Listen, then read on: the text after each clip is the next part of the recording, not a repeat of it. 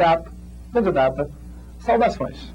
Começamos nesta aula o nosso videocurso sobre Lei de Diretrizes e Bases da Educação e sobre a educação na Constituição Federal de 1988. É importante, desde já, desde o nosso primeiro contato, estabelecermos aqui uma zona, um campo de neutralidade. O que quero dizer com isso? A nossa prática pedagógica no dia a dia e a nossa experiência em sala de aula muito nos atrapalha nos concursos públicos para o magistério. É fundamental que você perceba que a partir de hoje estaremos desenvolvendo um trabalho direcionado a concursos públicos. A Universidade de Brasília é uma banca que frequentemente faz concursos na área do magistério. A Universidade Federal do Rio de Janeiro, assim como a Fundação Getúlio Vargas, assim como a FES-Gran Rio, são bancas com experiências em concursos para a área do magistério. Estaremos nos direcionando à abordagem destas bancas e de outras bancas em matéria de concurso público. Isto é, não o que acontece em sala de aula necessariamente não quer dizer que é o que vai ser indagado na sua prova. Posso dizer para você, com toda a convicção, ao longo do nosso trabalho, que muito do que vou ensinar a vocês não vão concordar. Assim como nem mesmo eu concordo com certas coisas. Mas são estas coisas que são cobradas em sala de aula. São cobradas pelas bancas preparatórias de concurso. O nosso trabalho começa efetivamente no artigo 205 da Constituição Federal, a educação na Constituição. Acompanhe na tela do seu monitor.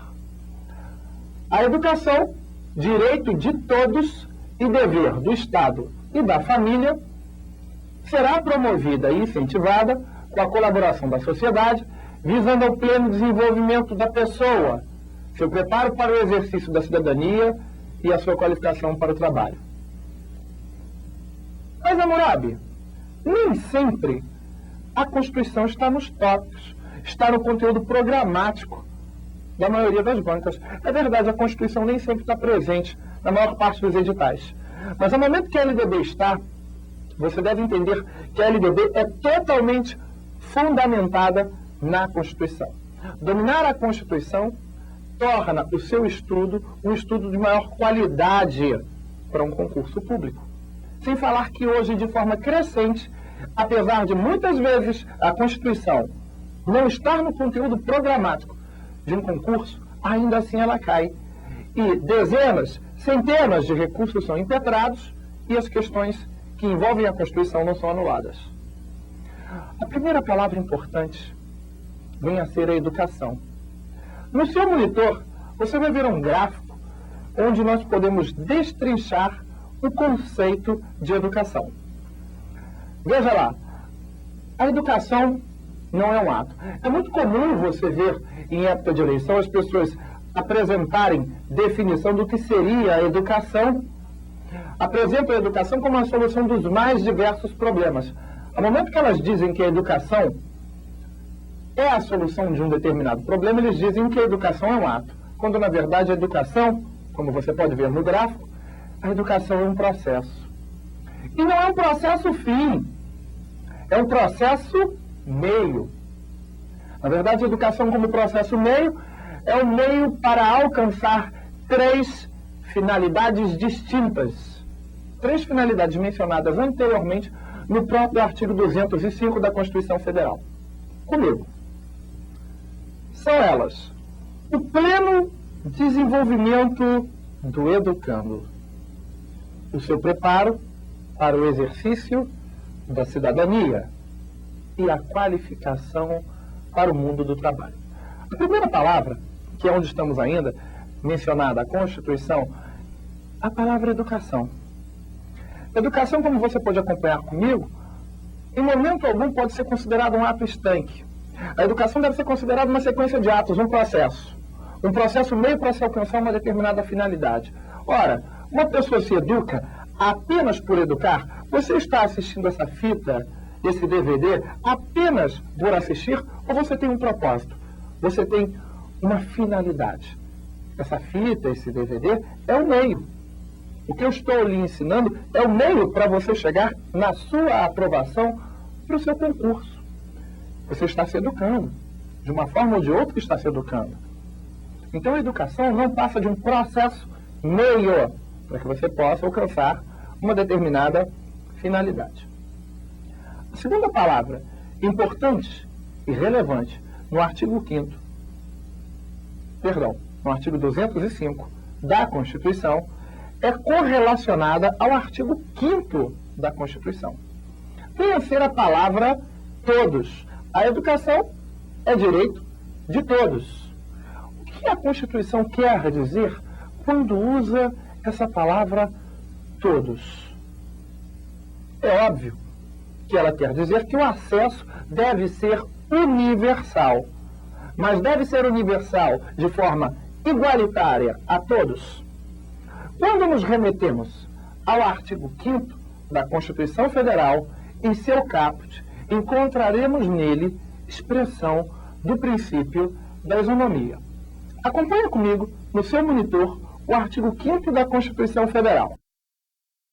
Todos são iguais perante a lei, sem distinção de qualquer natureza, garantindo seus brasileiros e aos estrangeiros residentes no país a inviolabilidade do direito à vida, à liberdade, à igualdade, à segurança e à propriedade, nos termos seguintes. Todos são iguais perante a lei. O legislador constituinte foi incrível ao citar essas palavras. Mas somos todos, de fato, iguais? A Constituição, hierarquicamente, encontra-se em um patamar superior às leis. É a Constituição, dentro do ordenamento jurídico, que cria, que dá vida, que dá existência à lei. Imagine uma sociedade patriarcal, do início do século passado, onde o pai é o senhor, onde o pai filhos e ele tem sua esposa. Hierarquia oligárquica a ele inferior. Ele é o pai. Ele chega para os filhos e diz: meus filhos, todos vocês são iguais diante de sua mãe. Se a mãe presentear um, presenteará a todos. Se punir um, punirá a todos. Claro.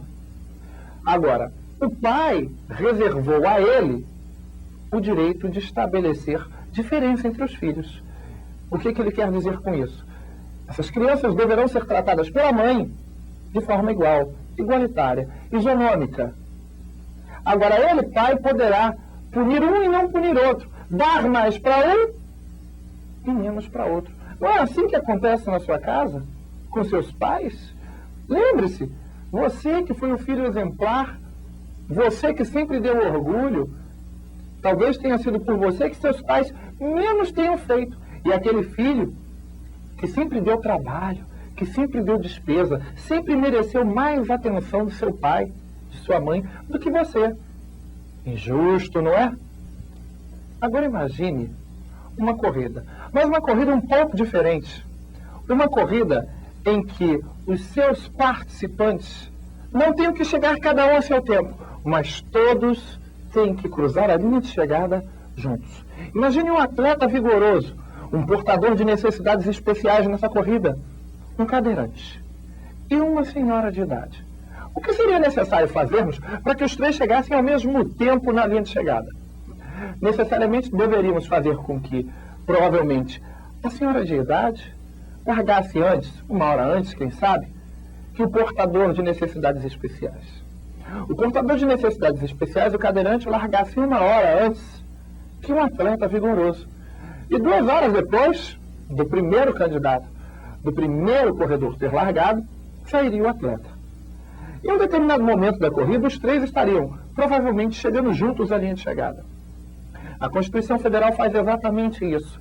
Ela quer garantir que todos cruzemos a linha de chegada juntos, necessariamente. Por isso ela determina que a lei deve tratar a todos de forma igual. Todos são iguais perante a lei. O que não quer dizer que diante dela nós sejamos iguais. Pois, afinal, é a Constituição que estabelece diferença entre todos nós, entre homens e mulheres. Afinal, a mulher aposentar-se-á com menos 5 anos de contribuição em relação ao homem. A mulher tem direito a 120 dias de licença gestante, enquanto o homem terá de 3 a 5, dependendo do regime jurídico ao qual ele estiver submetido.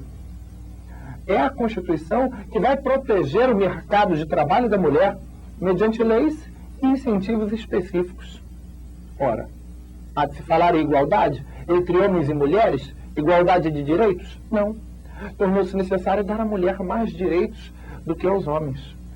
É necessário dar mais a quem tem menos, para que todos sejamos iguais em oportunidades. Quando a Constituição Federal menciona em seu artigo 205 que a educação é direito de todos, ela não quer dizer que dará a todos os mesmos insumos em matéria de educação e terá o mesmo custo com cada educando em matéria de educação. Não. Educandos em etapas diferentes do seu ensino, na educação infantil, no ensino fundamental, no ensino médio, terão custos distintos. Educandos portadores de necessidades especiais deverão ter um tratamento dentro do possível igual aos demais. Mas quando isso não for possível, face à sua necessidade especial, um tratamento especial. E esse tratamento pode custar muito mais do que é o custo regular de um aluno normal, dito normal. A Constituição estabelece no seu artigo 5º o princípio da isonomia ou da igualdade, que é amplamente usado dentro da educação, mas muito mal interpretado. A educação é um direito de todos e um dever do Estado. O que é o Estado? Essa palavra, esse termo, para muitos de nós é desconhecido. O Estado, segundo o Código Civil, é uma pessoa. Pessoa, dentro do direito, é o tema que veremos mais adiante. Fechando o termo isonomia, eu posso estabelecer um paralelo que você vai ver no próximo gráfico entre o artigo 5º e o artigo 205 da Constituição. Veja no seu monitor. Todos. Essa é a palavra-chave. Princípio da isonomia ou igualdade. Todos são iguais perante a lei, conforme a redação do artigo 5º. A educação é um direito de todos, conforme disposto no artigo 205. O que não quer dizer que daremos a todos os mesmos insumos em matéria de educação. Daremos mais àqueles que têm menos, que hão de precisar de mais. E daremos menos àqueles que têm mais, ou que de menos carecerão. A palavra Estado. A palavra Estado, como você vai ver no seu monitor, no próximo gráfico, vai te remeter ao conceito de pessoa, porque o Estado nada mais é do que uma pessoa. A pergunta é, o que é uma pessoa? Veja lá no monitor. Pessoa. Pessoa, você está vendo lá a figura do país. Por que a figura do país?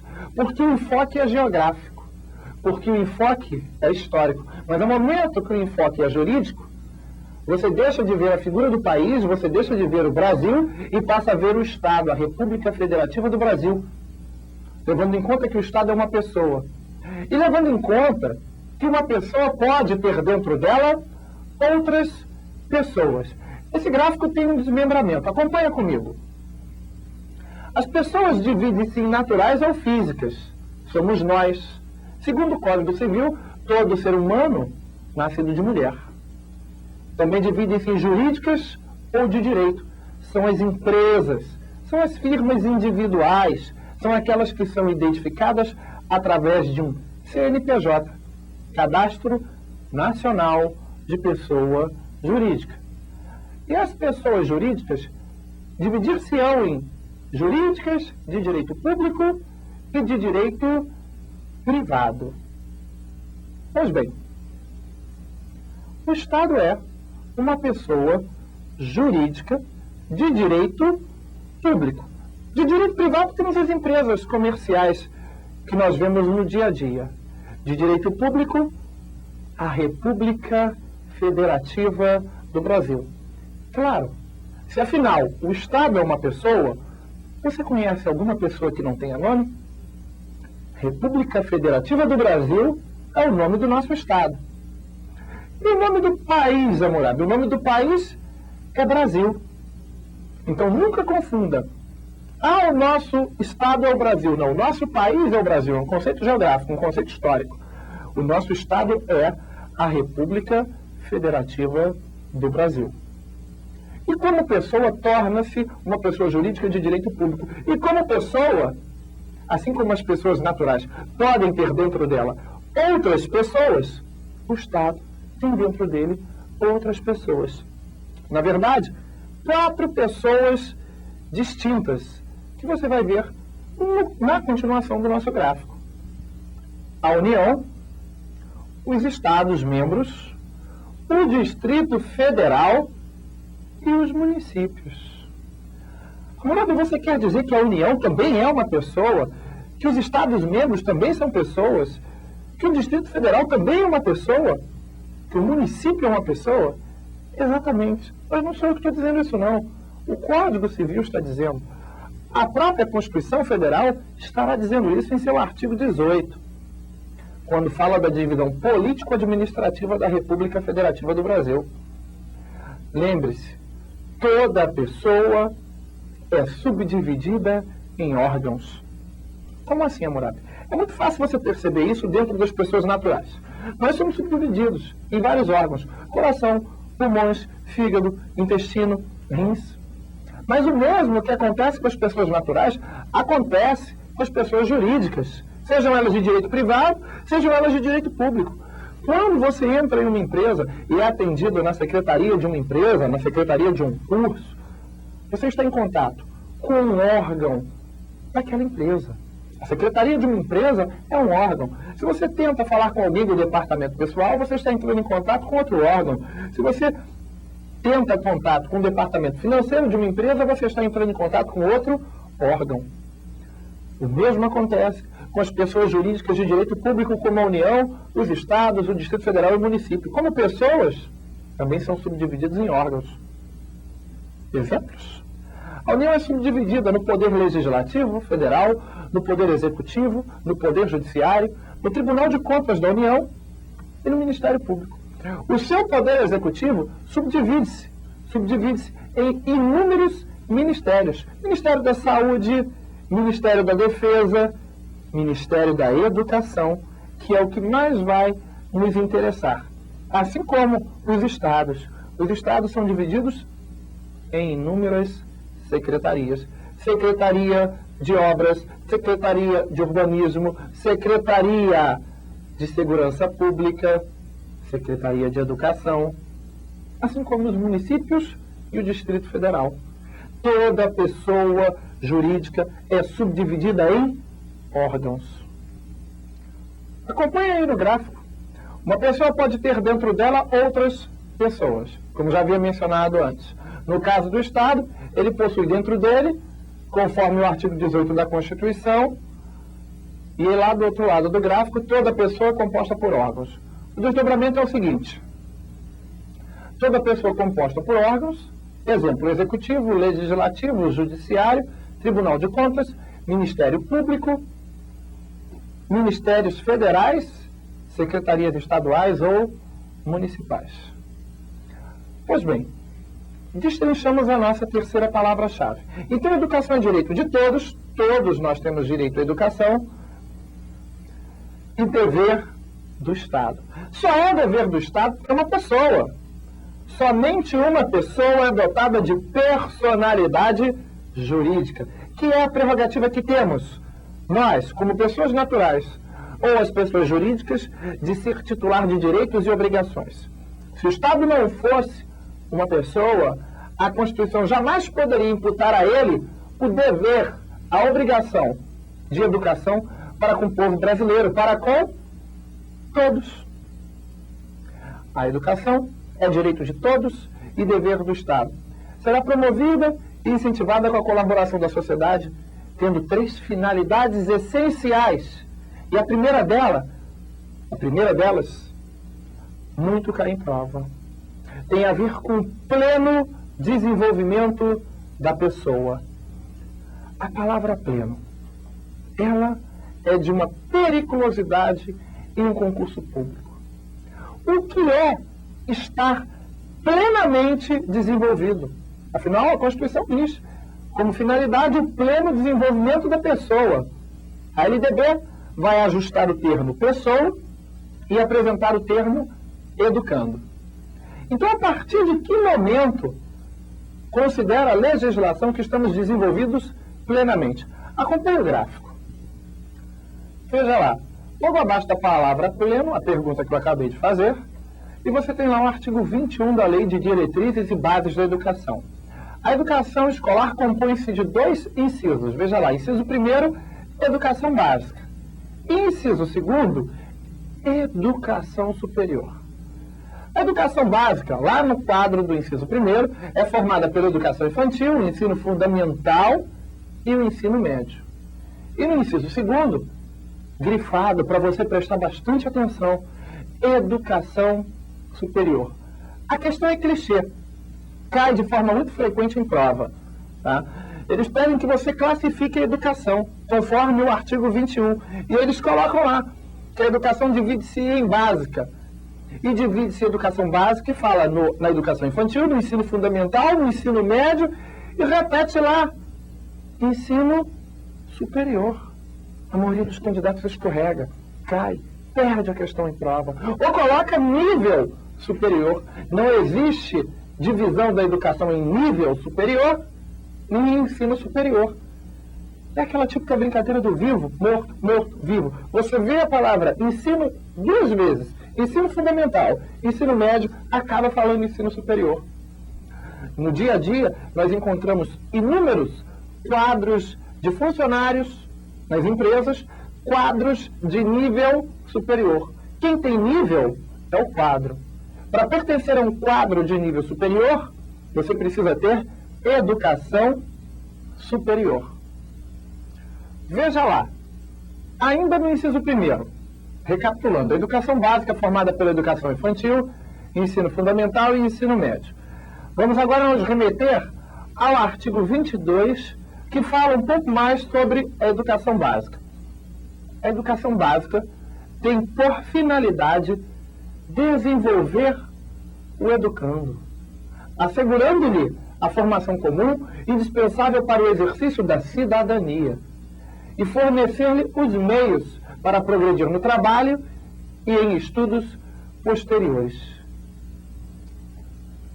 A finalidade da educação básica é desenvolver o educando. Lembra qual era a finalidade da educação na Constituição? A finalidade da educação era o pleno desenvolvimento do educando. Construa uma linha de raciocínio comigo. A Constituição vai dizer em seu artigo 5º que todos são iguais perante a lei. Em seu 205, vai falar que a educação é um direito de todos. Mas já vimos que esses todos e todos não quer dizer que estaremos dando a todos os mesmos insumos em matéria de educação. Vimos o primeiro propósito da educação no artigo 205, que é desenvolver plenamente o desenvolvimento pleno da pessoa. Vimos que o artigo 21 da Lei de Diretrizes e Bases da Educação divide a educação em básica e superior. E acabamos de ver que o artigo 22 diz que a finalidade da educação básica é desenvolver o educando. Então pode o elaborador da sua banca, e com fundamento em uma interpretação literal da Constituição com a lei, considerar que só estará plenamente desenvolvido o educando que tiver um curso superior. Mas isso não procede. Procede, não procede. Nós não estamos aqui para discutir o mérito, nem a forma de interpretar a Lei de Diretrizes e Bases da Educação e a Constituição, porque até hoje não foi definida a hermenêutica jurídica, isso é, a forma que deveríamos interpretá-la. Uma interpretação literal do dispositivo legal concomitante com a Constituição pode me levar a esse tipo de interpretação, sim, sem dúvida nenhuma. Uma interpretação histórica, uma interpretação dogmática, certamente não. Mas a possibilidade está aberta. A segunda finalidade da educação tem a ver com o conceito de cidadania. Agora, falar em cidadania é falar necessariamente em direitos políticos.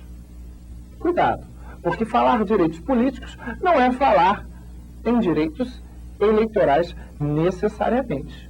Direito político é uma coisa, direito eleitoral é outra coisa. Falar em cidadania não é a mesma coisa que falar em nacionalidade. Juridicamente falando, muitos doutrinadores consideram cidadão aquele que possui 3 elementos distintos, concomitantes na sua pessoa. O primeiro deles é a imputabilidade, isso é, pode responder penal e civilmente por seus atos. O segundo deles é o cadastro de pessoas físicas no Ministério da Fazenda, o CPF. E o terceiro deles é o alistamento eleitoral. Então a palavra cidadão, num sentido estrito, para muitos doutrinadores, resume-se àquela pessoa maior de idade que vota. Não precisa necessariamente ser votado. Um analfabeto poderia, em fins estritos, ser considerado um cidadão, né? E que tem um cadastro de pessoa física. Para a Constituição, é necessário muito mais do que isso.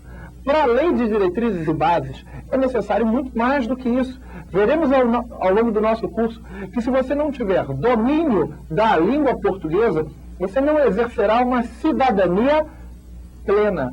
Se você não conhecer elementos básicos da filosofia, da sociologia, você não terá uma cidadania plena.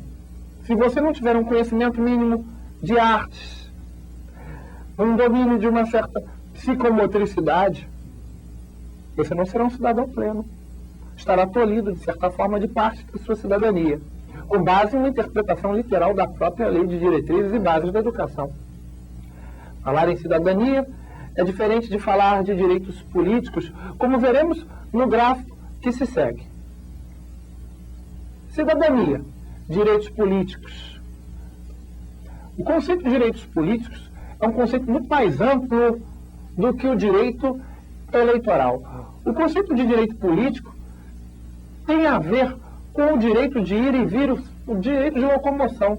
Tem a ver com a possibilidade de impetrar uma ação popular. Tem a ver com a liberdade de expressão. Enquanto o direito eleitoral, que é inaugurado na nossa Constituição, por assim dizer, a partir do artigo 14, quase que restringe-se ao direito de votar e ser votado. O legislador constituinte define o tema direitos políticos em um sentido estrito no seu artigo 14. Não obstante isso, o tema direitos políticos, na Constituição Federal, possui um sentido lato, encontrado, como você pode ver na sequência do gráfico, no preâmbulo da própria Constituição, em seu artigo 1º, mais especificamente no parágrafo único, no artigo 2º, no artigo 5º, no seu caput, que já vimos hoje, no inciso 4º, no 5º, no 7º, no inciso 16, 17, 18, 19, 20, 35, 36, 39 e outros. Pois bem, Falar em cidadania é falar necessariamente em direitos políticos. O que é cidadão? Cidadão é aquele que pode exercer direitos de natureza política em seu país. Uma criança, Murado, é um cidadão? Não, no sentido estrito, não. Uma criança não é imputável, não responde por seus atos. Uma criança não tem alistamento eleitoral. Ah, então a partir do momento que eu tiro meu título de eleitor com 16 anos, já sou eu cidadão? Não necessariamente. Você precisaria da imputabilidade. Isso é, alcançar os 18 anos de idade. Então a cidadania tem a ver com direitos políticos necessariamente. E a cidadania não é sinônimo de nacionalidade. A nacionalidade é um vínculo que você estabelece com a pátria, definido na Constituição em seu artigo 12. Falar em cidadania é uma coisa, falar em nacionalidade é outra. Tanto que existem pessoas que possuem dupla nacionalidade.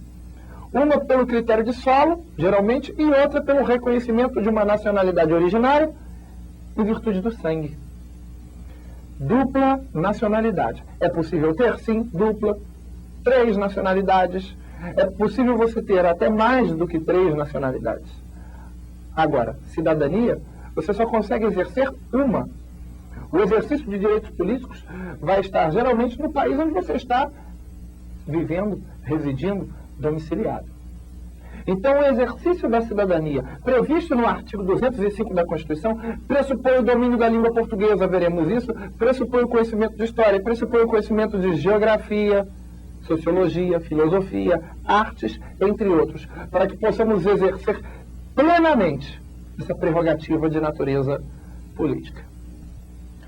Agora você acompanha no seu monitor o artigo 44 da LDB.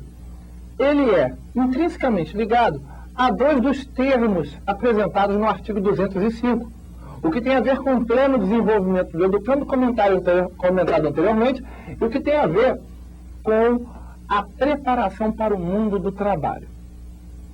Veja lá, a educação superior abrangerá os seguintes cursos e programas. Inciso 1º, cursos sequenciais por campo de saber de diferentes níveis de abrangência, abertos a candidatos que atendam aos requisitos estabelecidos pelas instituições de ensino. São os famosos politécnicos ou cursos sequenciais superiores. Cursos que têm no mínimo 1.600 horas e que após um ano e meio, vão expedir um diploma superior, de educação superior. Inciso 2, de graduação, abertos a candidatos que tenham concluído o ensino médio ou equivalente e tenham sido classificados em processo seletivo. É o famoso vestibular, é a principal forma de acesso, ainda hoje, à graduação. Inciso 3º, de pós-graduação, compreendendo os programas de mestrado e doutorado, cursos de especialização. Muito cuidado com a palavra especialização. Já já voltaremos a ela. Aperfeiçoamento e outros abertos a candidatos, diplomados em cursos de graduação e que atendam às exigências das instituições de ensino. E o inciso 4º, de extensão, abertos a candidatos que atendam aos requisitos estabelecidos em cada caso pelas instituições de ensino.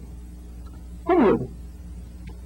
Como já havíamos comentado em momento anterior, a educação dividir-se-á em básica e superior, sendo a básica dividida em educação infantil, ensino fundamental e ensino médio.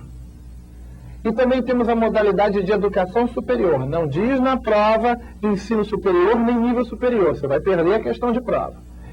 Sendo a superior também subdividida em cursos sequenciais superiores, como já havia dito, com 1.600 horas de duração no mínimo, graduação, incluindo hoje os chamados cursos politécnicos. Eles estão aqui, tá, enquadrados na graduação. Ou melhor, cursos de tecnólogo. Politécnicos estão enquadrados no inciso 1º, cursos sequenciais superiores. Mas os cursos de tecnólogo são equivalentes à graduação. Pós-graduação, dando ênfase aqui para o nosso trabalho, não mestrado ou doutorado ainda não.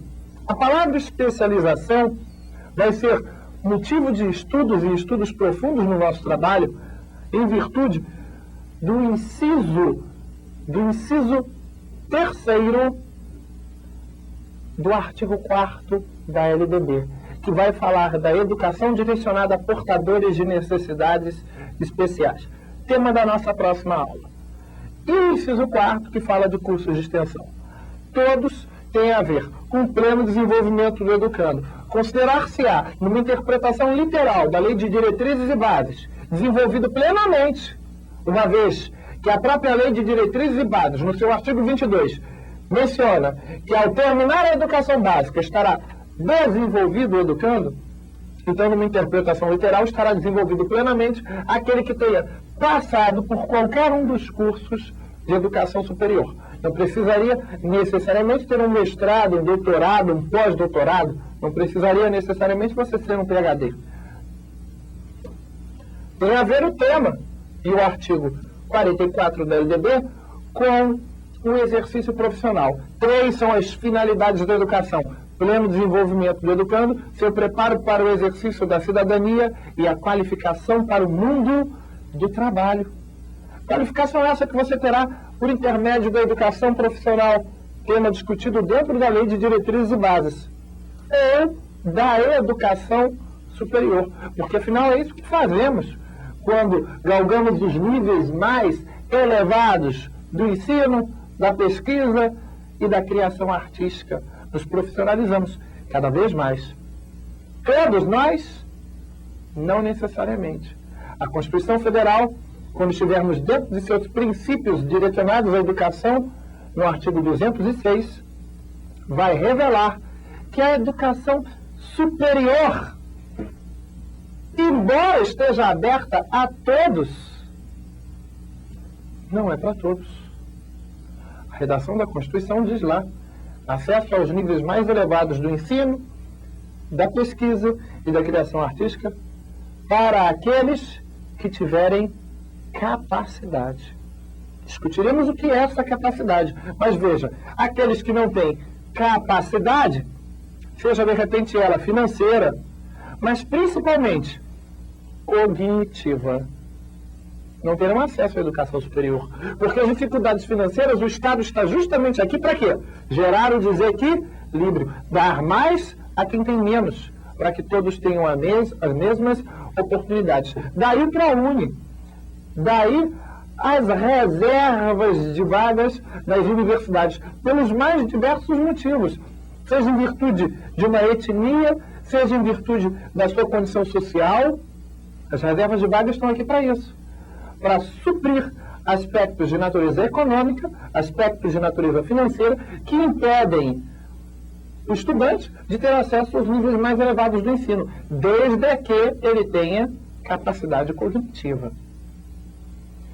Partimos a partir desse momento a um tema, no mínimo, intrigante.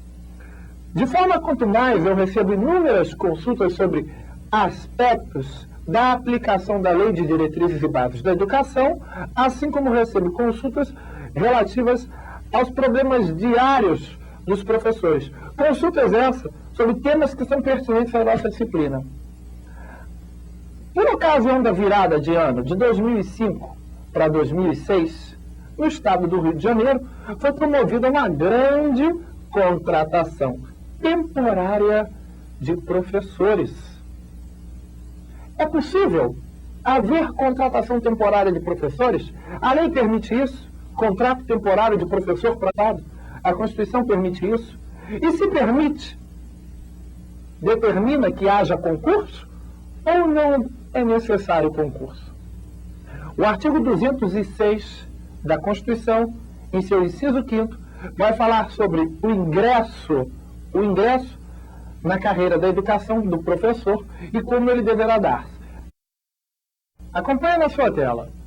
Valorização dos profissionais do ensino garantidos na forma da lei planos de carreira para o magistério público, com piso salarial profissional, ingresso exclusivamente por concurso público de provas e títulos. Comigo. O artigo 206 da Constituição Federal, que é o que estamos vendo agora, apresenta princípios que hão de reger o ensino. O princípio é um direcionamento.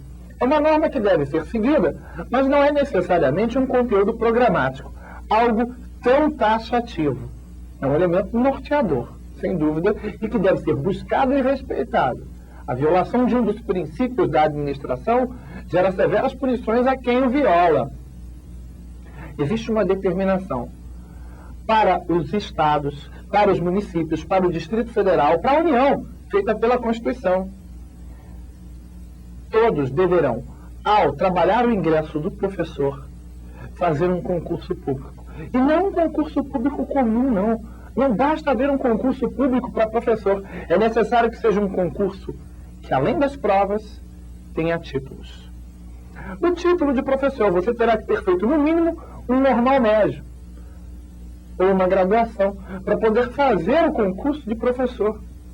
Se não tiver a titulação acadêmica de professor, não poderá fazê-lo. Tanto que o concurso não é aberto para qualquer um. Veja se alguém fez, se alguém que não tenha feito normal, se alguém que não tenha feito uma graduação em uma área pedagógica ou uma licenciatura, poderia fazer concurso para o magistério. Não poderia. De 2005, como eu havia mencionado, a 2006, o Rio de Janeiro abriu uma grande contratação de professores, publicada no ano de 2006, no nome daqueles selecionados somente por títulos e sem prova. É possível o professor entrar sem fazer prova na administração pública?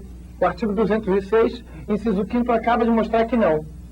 Ah, Murado, mas existe uma exceção à regra, prevista no artigo 37, inciso 9º da Constituição Federal.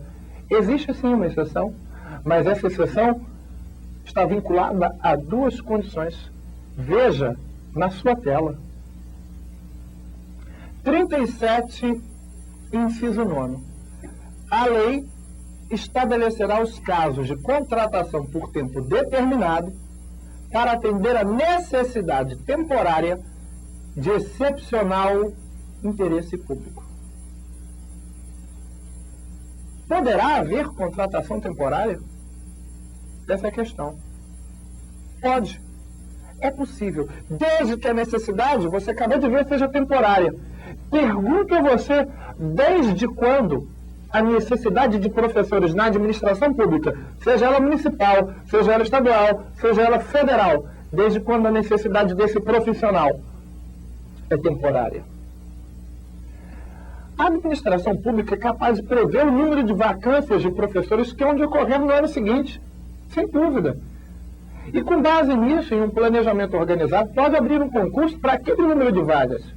Não se justifica uma contratação temporária de professores, porque a necessidade deles nunca é temporária, nunca é efêmera, é sempre permanente. E excepcional é um interesse público. A necessidade tem que ser temporária e excepcional tem que ser um interesse público. De fato, é de um interesse público excepcional que hajam professores nos quadros da administração. Mas ainda assim, a falta do caráter de temporariedade colocaria por terra qualquer contrato de trabalho temporário de professores, como ocorrido no Rio de Janeiro, como ocorrido certamente na sua cidade, no seu estado. O tempo todo a administração tem feito da exceção à regra, a regra. A Constituição Federal é bem clara que mesmo para haver contratos temporários, torna-se necessário o concurso público. A exemplo do IBGE.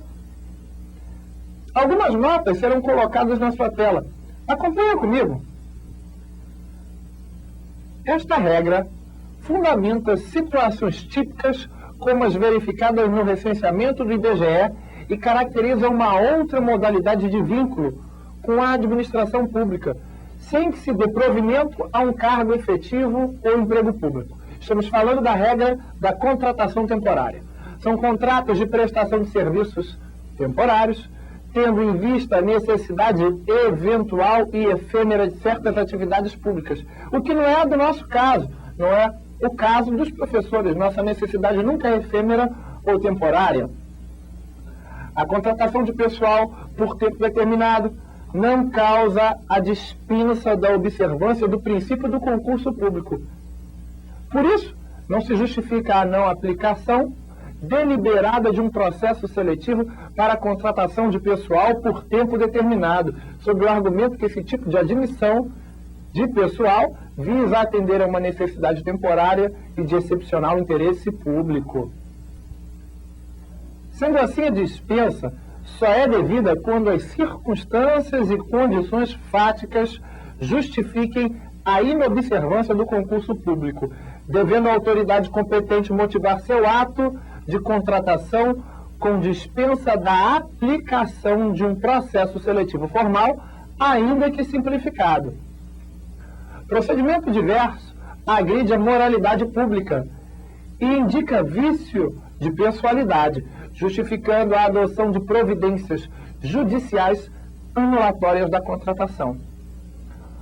Qual é o motivo desse comentário, Murat? Primeiro, porque o artigo 206, inciso 5º, é pertinente ao seu programa. Então, você tem que ter consciência que a contratação de professores por tempo determinado, juridicamente falando, é algo incabível. O professor deve ser contratado, ou melhor, deve ser admitido, não contratado. Admitido mediante processo seletivo de provas e títulos, e a sua admissão pode até ser mediante um contrato de trabalho seletista, sim, mas por prazo indeterminado. Nós vemos aí, de forma frequente, vários municípios, vários estados, várias instituições fazerem concursos públicos para quadros de professores e na hora de chamar os aprovados e classificados, eles renovam contratos de trabalho temporários de professores que já estão nessas casas. Você acaba de ver o fundamento legal que, apresentado a qualquer juiz, demonstra que a renovação de um contrato como essa, já havendo um concurso, ou mesmo não havendo, não tem fulcro jurídico. Digamos que uma instituição queira renovar contrato de trabalho mediante um grupo de pessoas que já haviam sido selecionadas em um concurso, alegando o quê? Necessidade temporária? Se já existem pessoas aprovadas e classificadas? Ou não? Ah, não, nós não temos nenhum concurso, nós não temos nenhum aprovado e classificado? Não temos. Teremos que abrir um concurso. Então nós temos a necessidade temporária. Da onde vem essa necessidade temporária? Se já sabia que o contrato temporário iria terminar em uma determinada data, por que não se abriu o concurso? Por que deixou o contrato acabar? Se você encontra-se diante de uma situação como essa, o Poder Judiciário existe para ajudá-lo. A lei não excluirá do Poder Judiciário lesão ou ameaça a direito. Busque seus direitos. Finalizando, vimos na nossa aula o artigo 205 da Constituição, que apresenta as 3 finalidades da educação: o pleno desenvolvimento da pessoa, o seu preparo para o exercício da cidadania e a sua qualificação para o trabalho. Ainda como desdobramento do artigo 205, vimos a definição do termo educação, do termo todos, nos remetendo ao artigo 5º da Constituição Federal, onde podemos tecer alguns comentários em matéria do princípio da isonomia. E vimos a definição jurídica do que é o Estado, segundo o Código Civil.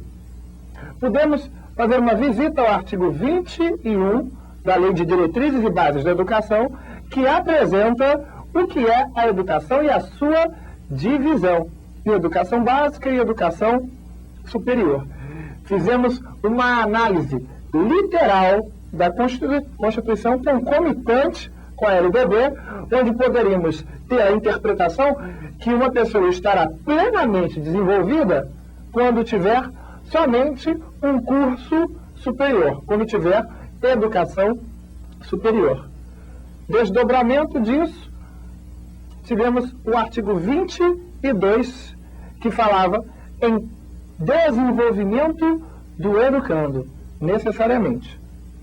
E agora, esclarecemos uma dúvida, nos remetemos ao artigo 206, inciso 5º, e o artigo 37, inciso 9º da Constituição. Para finalizar, o correlato do artigo 205 da Constituição dentro da Lei 9394/96, vem a ser o artigo 2º que você vê na sua tela. Artigo 2º. A educação, dever da família e do Estado, inspirada nos princípios de liberdade e nos ideais de solidariedade humana. Olha a Revolução Francesa presente dentro da nossa LDB, Robespierre, né? Tem por finalidade o pleno desenvolvimento do educando. Praticamente o mesmo dito na Constituição, só substituindo a palavra pessoa por educando. Seu preparo para o exercício da cidadania e a sua qualificação para o trabalho. Candidata, finalizamos nossa aula de hoje com um pensamento de Albert Einstein, para que você não fique frustrado, para que você não ache que a lei de diretrizes e bases não funciona no dia a dia, que ela só funciona na teoria, que ela não funciona na prática, ou que as pessoas até fazem mau uso da lei e muita gente até tira proveito próprio. Finalizo com um pensamento de Albert Einstein, no quadro seguinte, que diz: a matemática não mente. Mente quem faz mau uso dela.